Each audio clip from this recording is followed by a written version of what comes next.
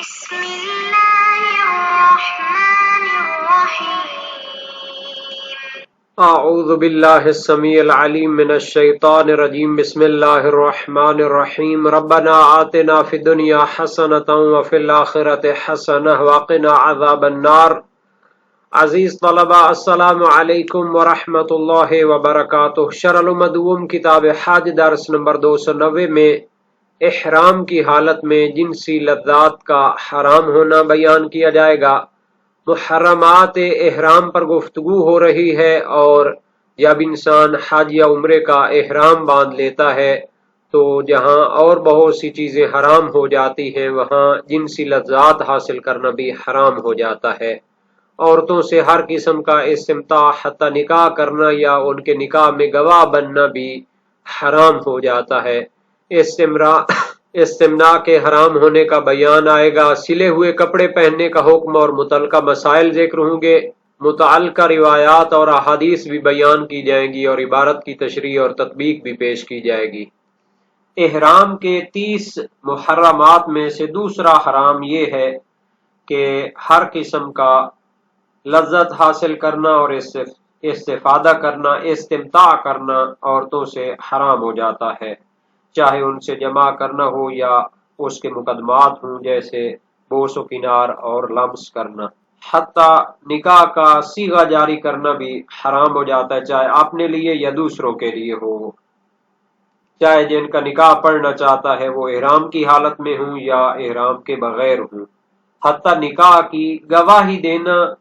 یا گواہی حاصل کرنا دونوں حرام ہیں۔ عبارت کو دیکھتے ہیں۔ فرمایا والنساء بكل استمتاع من الجماع ومقدماته حتى العقد ولا الشهادة عليه وإقامتها وإن تحملها محلا أو كان العقد بين محلين۔ احرام کے محرمات میں سے ہے عورتوں سے ہر قسم کا استمتاع اور لذت حاصل کرنا، جیسے ہم بستری کرنا یا اس کے مقدمات، یہ سب حرام ہو جاتے ہیں۔ حتیٰ نکاح پڑھنا بھی حرام ہو جاتا ہے، چاہے اپنے لیے ہو یا کسی اور کے لیے ہو۔ اور اسی طرح نکاح کے عقد پر گواہی دینا اور گواہی کو قائم کرنا دونوں حرام ہو جاتے ہیں، اگرچہ کہ اس نے پہلے احرام کی حالت میں ابھی نہیں تھا، اس وقت گواہی کو حاصل کیا تھا تو احرام کی حالت میں اس گواہی کو دے بھی نہیں سکتا۔ یا پھر اگر دونوں مرد اور عورت جن کا وہ نکاح پڑھنا چاہتا ہے وہ احرام کی حالت میں نہ ہوں، اگر وہ ان کا نکاح پڑھے، یہ سب حرام ہے۔ شہادت علیہ سے مراد یہ ہے عقد نکاح پر گواہ بننا، جیسا کہ نکاح کرتے ہیں تو پھر مستحب بھی ہے اور قانونی طور پر بھی اس کو کرنا چاہتے ہیں تو بعض لوگوں کو گواہ بناتے ہیں، تو احرام والا شخص اس میں گواہ نہیں بن سکتا۔ اقامت شہادت نکاح سے مراد یہ ہے کہ پہلے کسی وقت اس نے کسی نکاح میں شرکت کی تھی، گواہ بنا تھا، اب ان کا کورٹ میں اور محکمہ عدالت میں کوئی کیس چل رہا ہے، وہ اس سے گواہی لینا چاہتے ہیں تو اس کو گواہی بھی دینے کی اجازت نہیں ہوگی۔ اور حتیٰ اگر مرد و عورت جن کا یہ نکاح پڑھنا چاہتا ہے وہ بغیر احرام کے ہوں تو ان کا بھی یہ نکاح نہیں پڑھ سکتا۔ والاستمناء وهو استدعاء المني بغير الجماع ولبس المخيط وإن قلت الخياطة وشبهه مما أحاط كالدرع المنسوج واللبد المعمول كذلك۔ محرمات احرام میں سے تیسرا ہے استمناء کرنا، یعنی کہ جماع اور ہم بستری کے طریقے کے علاوہ کسی طرح منی کو خارج کرنا، تو یہ استمناء ہوتا ہے اور یہ حرام ہوتا ہے، چاہے احرام کی حالت میں ہو چاہے احرام کی حالت میں نہ ہو، لیکن احرام کی حالت میں شدید حرام ہے۔ وَلُبْسُ الْمَخِيطِ، چوتھا محرمات احرام میں سے سلے ہوئے کپڑے کا پہننا بھی حرام ہوتا ہے، اگرچہ کہ اس کی سلائی کم ہو۔ ان قلت، کم ہو، الخیاطۃ، سلائی، وشبہہ، یعنی سلے ہوئے کپڑے کا پہننا حرام ہے اور سلے ہوئے کپڑے کی مانند بڑے کپڑے کا پہننا بھی حرام ہے جو پورے بدن کو ڈھانپ لے، جیسے بڑی چادریں ہوتی ہیں۔ قدر المنسوج، جیسے بہت بڑی چادر ہوتی ہے جو بنی جاتی ہے، اس طرح کے انسان کے پورے بدن کو ڈھانپ لیتی ہے۔ اور اسی طرح لبد جو پورے بدن کو ڈھانپنے کے لیے بنائی گئی ہو، تہبت اون یا مختلف بالوں سے بنا کر بڑے سے جو کوٹ بنائے جاتے ہیں یا اس طرح کے نمدے بنائے جاتے ہیں، ان کو انسان اگر پہنے احرام کی حالت میں تو یہ حرام ہوتا ہے۔ وعقد الرداء وتخلیلہ وزرہ ونحو ذلك دون عقد الازار ونحوہ فإنہ جائز ویستثنى منہ الہمیان فعفی عن خیاطتہ۔ محرمات احرام میں سے پانچواں حرام یہ ہے کہ جو احرام کی اوپر کندھوں پہ ڈالنے والی چادر ہوتی ہے اس کو گرہ لگانا بھی حرام ہوتا ہے، اور اسی طرح اس کو آپس میں باندھنا یا کسی چیز کے ساتھ اس کو بٹن وغیرہ لگانا جس سے اس کی طرفوں کو باندھ دیا جائے تو یہ حرام ہے۔ دون عقد الازار، لیکن جو نیچے چادر باندھی جاتی ہے شرمگاہ کو چھپانے کے لیے تو اس کو گرہ لگانا یا اس پر بٹن لگانا تو یہ کوئی حرام نہیں ہوتا، کیونکہ اس سے اس کو پختہ کرنا مقصود ہوتا ہے اور یہ جائز ہوتا ہے، کیونکہ اگر لنگی کو اور نیچے جو باندھی جاتی ہے احرام کا کپڑا اگر اس کو اچھے طریقے سے نہ باندھا جائے تو پھر وہ گر سکتا ہے اور ننگا پن ظاہر ہو سکتا ہے۔ وَيُسْتَثْنَى مِنْهُ الْحِمْيَانُ فَعُفِيَ عَنْ خِيَاطَتِهِ، اس حکم سے استثناء ہے ہمیان یعنی بیگ اور بستہ جو انسان سی کر بناتا ہے اس کو سینا معاف ہے، جس میں پیسے شیسے رکھے جاتے ہیں تاکہ وہ گر نہ جائیں۔ خلاصہ یہ ہو گیا کہ اوپر والی چادر کو احرام کے جو اوپر والی چادر ہوتی ہے کندھوں کو ڈھانپنے کے لیے اس کو گرہ لگانا اور اس کو سوئی سے باندھنا اس کے یا اس پر بٹن وغیرہ لگانا یہ حرام ہوتے ہیں، لیکن نیچے والی جو لنگی ہوتی ہے جو چادر ہوتی ہے اس کو گرہ لگانا یا باندھنا یہ حرام نہیں ہوتا۔ اور اسی طرح ہمیان یعنی بستہ اور جس میں چھوٹے بیگ جس کو کہہ سکتے ہیں جس میں پیسے وغیرہ رکھنے ہوتے ہیں کمر سے باندھنا ہوتا ہے تو اس میں کوئی اشکال نہیں ہے کہ اس کو سیا جائے۔ یہاں تک عورتوں سے ہر قسم کے استمتاع اور لذت کے حرام ہونے کا تعلق ہے تو اس میں جہاں تک وطی اور ہم بستری کا تعلق ہے تو اس میں کوئی اختلاف نہیں ہے، یہ حرام ہے۔ قرآن کریم میں ہے فلا رفث ولا فسوق ولا جدال فی الحج، سورہ بقرہ آیت نمبر 197 میں ہے۔ تو رفث سے مراد جمع ہوتا ہے۔ صحیح معاویہ بن عمار جلیل القدر سے راوی امام صادق علیہ السلام سے روایت کرتے ہیں اذا احرمت فعلیک بتقوی اللہ وذکر اللہ وقلۃ الکلام الا بخیر فإن اتمام الحج والعمرۃ ان يحفظ المرء لسانہ الا من خیر كما قال اللہ تعالی فإن اللہ یقول فمن فرض فیہن الحج فلا رفث فلا فسوق ولا جدال فی الحج۔ فالرفث الجماع والفسوق والكذب والسباب والجدال قول الرجل لا واللہ بلا واللہ۔ وسائل الشیعہ باب 32 ابواب طرق احرام حدیث اول۔ امام صادق علیہ السلام نے فرمایا جب احرام باندھو تو تقوی اختیار کرو، ذکر الہی کرو اور نیکی کے علاوہ باتیں کم کرو۔ حج اور عمرے کا کمال یہ ہے کہ انسان اپنی زبان کو حفاظت کرے سوائے خیر اور نیکی کے، جیسا کہ اللہ تعالیٰ نے فرمایا جو ماہ حج میں حج فرض کرتے ہیں تو ان پر واتی کرنا، جمع کرنا اور اسی طرح جھوٹ بولنا، گالیاں دینا اور قسمیں اٹھانا حرام ہے۔ یہاں تک مقدمات جمع کے حرام ہونے کا تعلق ہے تو روایت ابو سیار ہے امام صادق علیہ السلام سے، فرمائے یا ابا سیار ان حال المحرم ضیقہ ان قبل امرأته على غیر شہوہ وهو محرم فعلیہ دم شاۃ وان قبل امرأته على شہوہ فامنا فعلیہ جزور ویستغفر اللہ ومن مس امرأته وهو محرم على شہوہ فعلیہ دم شاۃ ومن نظر الى امرأته نظر شہوہ فامنا فعلیہ جزور وان مس امرأته او لازمها من غیر شہوہ فلا شیء علیہ۔ وسائل الشیعہ باب 12 ابواب طرق احرام حدیث سوم۔ یہ روایت مسمع ابو سیار نے بیان کی ہے، ترجمہ وسائل الشیعہ جلد 9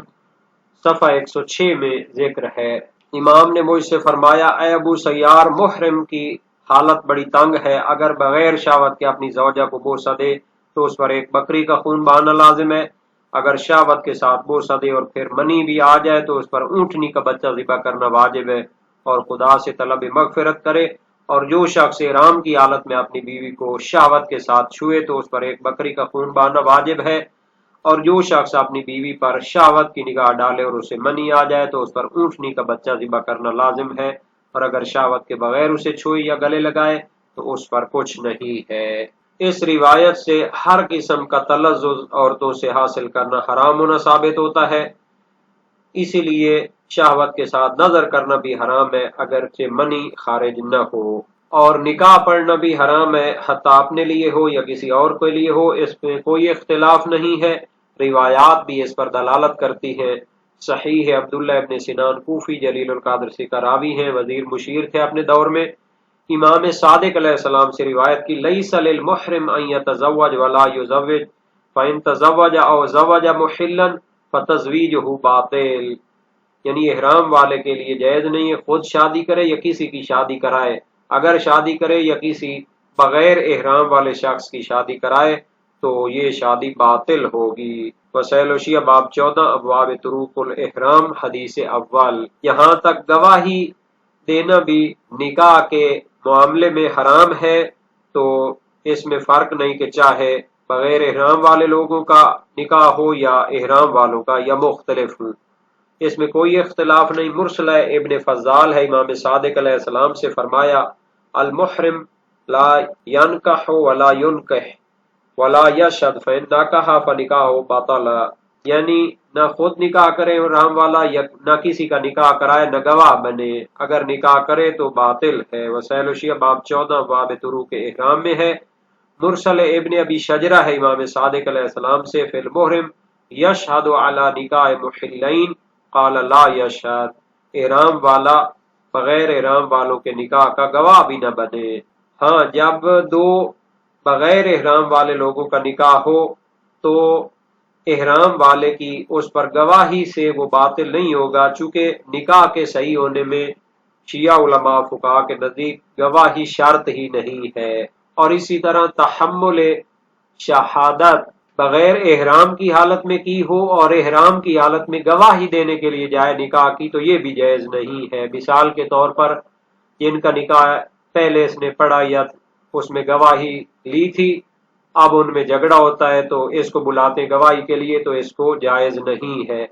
جناب مدارک الاحکام فی شرح شرائع الاسلام فرماتے مشہور یہ ہے کہ عموم منع ہے لیکن اس کی دلیل واضح نہیں ہے، اگرچہ نکاح دونوں بغیر احرام والوں کا ہو، تو علامہ ہلی نے تذکرۃ الفقہا میں اس کی وجہ یہ بیان کی ہے کہ تحریم خاص ہے یہاں اس عقد کے ساتھ جو دو احرام والوں کے درمیان ہو یا احرام والے اور بغیر احرام والے کے درمیان ہو، اور اس سے ان کے فرزند فخر المحققین نے شرح قواعد میں نقل کیا ہے ان ذالک هو المقصود من کلام الاصحاب، کہ فقہا کے کلام میں یہی مراد ہے، اور مدارک میں اس سے لا حرج کیا ہے، چونکہ یہ خلاف اصل ہے تو حرام کو اسی پر کرنا چاہیے جس میں تمام کا اتفاق ہے، اگر یہ تمام ہو جائے، ورنہ عدم تحریم مطلقاً متجہ ہوگی۔ احرام کی حالت میں جماع کے بغیر استمناء کرنا اور منی کو خارج کرنا یا اس کی کوشش کرنا حرام ہوتا ہے، اس میں کوئی اختلاف نہیں، تمام فقہاء شیعہ اس کے قائل ہیں اور روایات بھی اس پر دلالت کرتی ہیں۔ صحیح عبد الرحمن بن الحجاج جلیل القدر سے راوی ہیں، معتبر سند سے روایت ہے، امام صادق علیہ السلام نے فرمایا، بلکہ راوی نے ان سے سوال کیا سألتہ عن الرجل یعبث بامرأته حتى یمنی وهو محرم من غیر جماع اور یفعل ذلك في شهر رمضان فقال علیہما جميعا الکفارہ مثل ما علی الذی یجامع، اس شخص کے بارے میں سوال کیا جو احرام کی حالت میں ہے اور بغیر جماع کے اپنی بیوی سے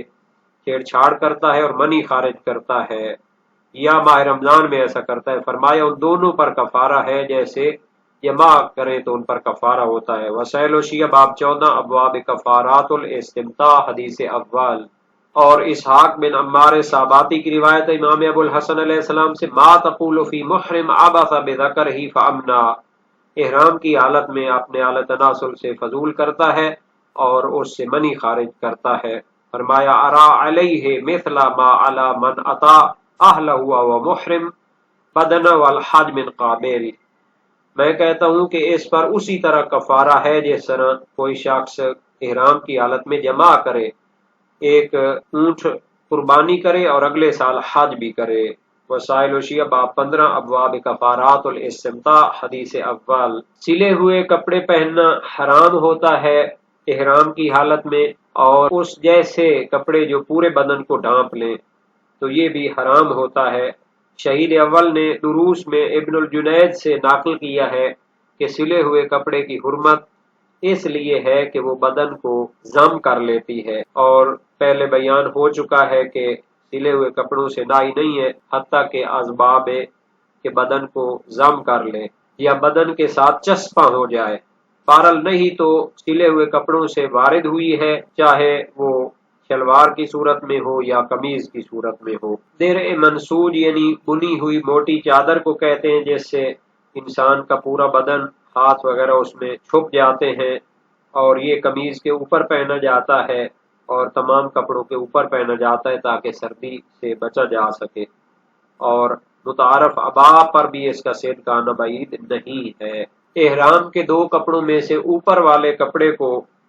باندھنا یا اس کو بٹن لگانا یا اس کے سروں کو جناب علی سٹیچ کرنا، یہ سارا حرام ہوتا ہے۔ موثق ہے، سعید اعرج ہے امام صادق علیہ السلام سے، عن المحرم یعقد ازارہ فی عنقہ، احرام والا شخص اپنے اوپر والے احرام کے کپڑے کو اپنی گردن میں باندھتا ہے، گرہ لگاتا ہے۔ فرمایا لا، ایسا نہ کرے۔ وسائل وشیہ باب 53 ابواب طروق الاحرام حدیث اول میں ہے۔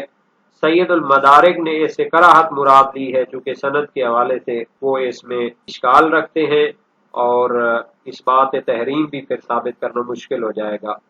اور اس کا ضعیف ہونا ظاہر ہے چونکہ موثقہ روایت بھی حجت ہوتی ہے۔ تخلیل سے مراد جمع و طرفی ہے، اس کے دونوں اطراف کو جمع کرنا ہے۔ علامہ ہلی تذکرۃ الفقہاء میں اور شہید ثانی مسالک الافہام میں اس کو حرام سمجھتے ہیں،